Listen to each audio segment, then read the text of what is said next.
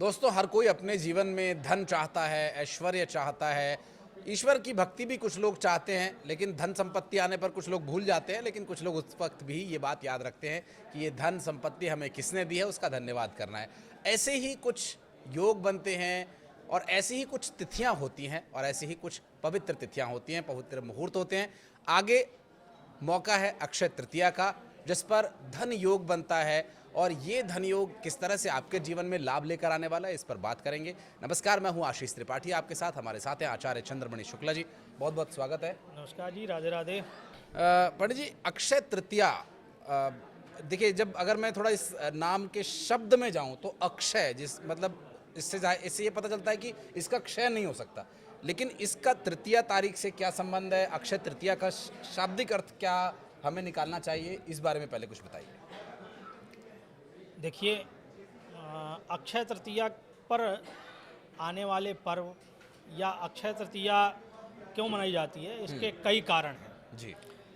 एक तो हम पहले ये समझें कि हमारे वर्ष में 3.5 मुहूर्त ऐसे होते हैं जिसमें आप कोई भी बिना कुछ देखे कोई भी कार्य आप कर सकते हैं। शुभ कार्य। 3.5 मुहूर्त 3.5 मुहूर्त क्या हैं? जैसे गुड़ी पड़वा है, इस पे आप बिना देखे विवाह भी कर सकते हैं। अक्षय तृतीया है, बिना देखे आप जो है इस पे शादी भी कर सकते हैं। मतलब जैसे हम नाम से निकालते हैं कि ये डेट आपके लिए शुभ रहेगी, परंतु आप इस पे बिना देखे कर सकते हैं।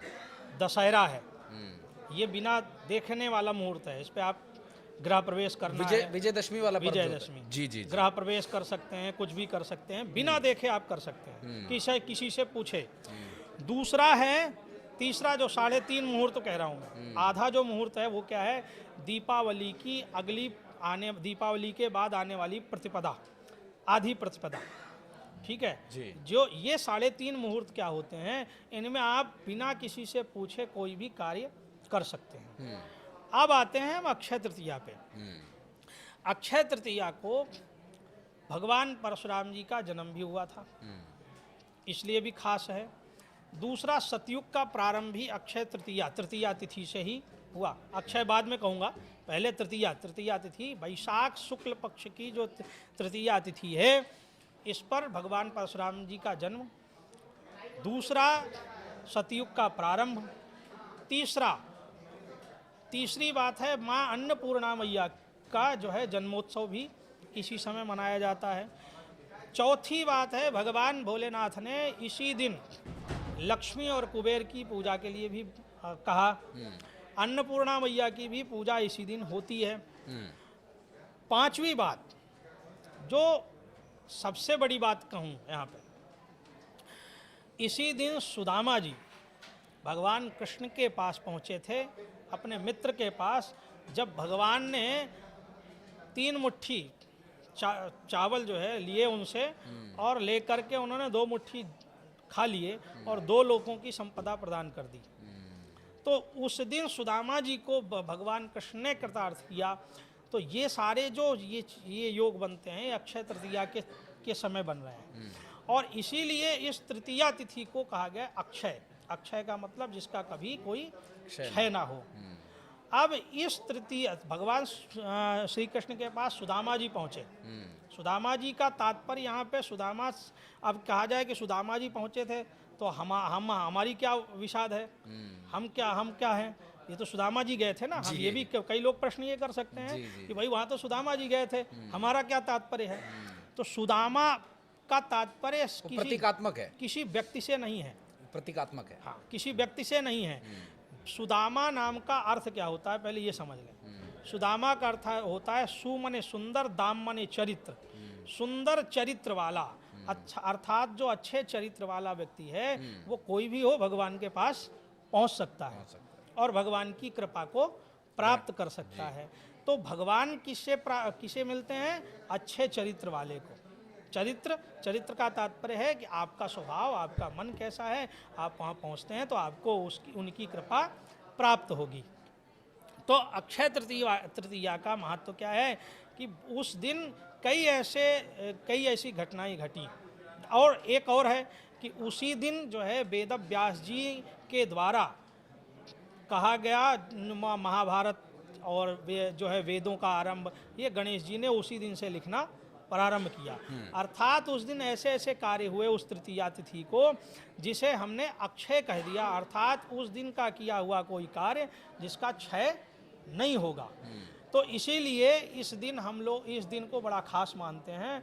और इस दिन दिया हुआ कोई भी दान, इस दिन किया हुआ कोई कार्य, चाहे आपने अच्छे कार्य किए तो और बुरे कार्य किए तो भी उसका कोई क्षय नहीं होगा। अर्थात अच्छे कार्य किए तो उसका भी समापन नहीं होने वाला, और बुरे कार्य किए भी तो उसका भी कोई समापन होने वाला उसका फल भुगतने के बाद भी वो खत्म नहीं होगा, खत्म नहीं होने वाला है। तो ये ध्यान रखना है कि अच्छे ही काम करने हैं। तो ये हमेशा जीवन में इस बात का ध्यान रखें। और देखिए, चाहे वो एस्ट्रोलॉजी हो या न्यूमरोलॉजी हो या किसी भी देव की वाणी हो, गुरु की वाणी, वो हमेशा हमें अच्छे कामों के लिए प्रेरित करती है। लेकिन आचार्य जी, ज़्यादातर लोगों की कामना ये होती है कि अच्छा धन आए तो वो अच्छे काम कर पाएँ। तो अच्छा धन योग कैसे बने? अक्षय तृतीया पर क्या करें कि धन प्राप्ति हो और जो समस्याएं हों उनका निवारण हो? देखिए, अक्षय तृतीया के दिन मैंने अभी पूर्व में कहा कि अच्छे कार्य जो आप करते हैं, अच्छा आपने दान इत्यादि किया, उसका भी कोई क्षय नहीं होता। अब यहाँ पे देखें, दान का तात्पर्य ये नहीं है कि किसी आप एक व्यक्ति को दे। दान का तात्पर्य है उस दिन आप जैसे कोई किसी ज़रूरतमंद की मदद करते हैं। हमारे सनातन धर्म में जो भी कार्य हैं उनको समझने की ज़रूरत है, वो क्यों किए गए हैं। जैसे एक उदाहरण के तौर पे समझो कि हमारे यहाँ गरुड़ पुराण में लिखा है कि अष्टमहादान है। अष्टमहादान में किसी को कहा गया, जैसे मृत्यु उपरांत भाई कि 13वीं के समय ये दान कर दो, ये दान कर दो, ये दान कर दो, ये दान कर दो। किसी को कहा गया भूमि दान करो, स्वर्ण दान करो, ये दान करो। अब उसमें काफ़ी लोग कहने लग जाते हैं कि ये तो सब जो है बनाया गया, अपने लिए बनाया गया ये चीज़ें, अब जिसके पास नहीं है वो भूमि दान क्या करेगा। तो वहाँ पे ये लिखा गया है जिसकी जैसी सामर्थ्यता है वो दान करे। अब मान लीजिए कोई भूमि का स्वामी है जिसके पास हजारों बीघे ज़मीन है, तो वो उसके लिए बताएगा कि तुम भूमि का दान करो। अब हम स्वयं आकाश में लटके हुए हैं, फ्लैटों में लटके हुए हैं, तो हम भूमि का दान करेंगे क्या?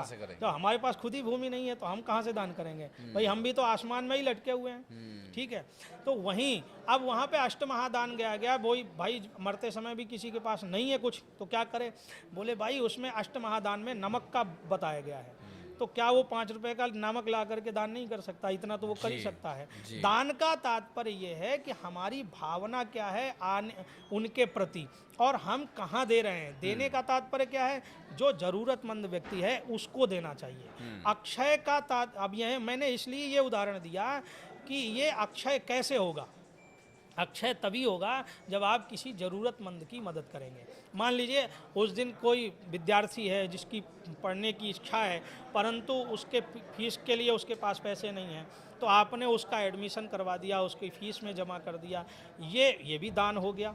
उसके बाद आपने किसी ज़रूरतमंद को रोजी रोटी दे दी, ये भी सबसे बड़ा दान हो गया। क्योंकि किसी को कहते हैं रोजी रोटी देना, इससे बड़ा दान कुछ नहीं है।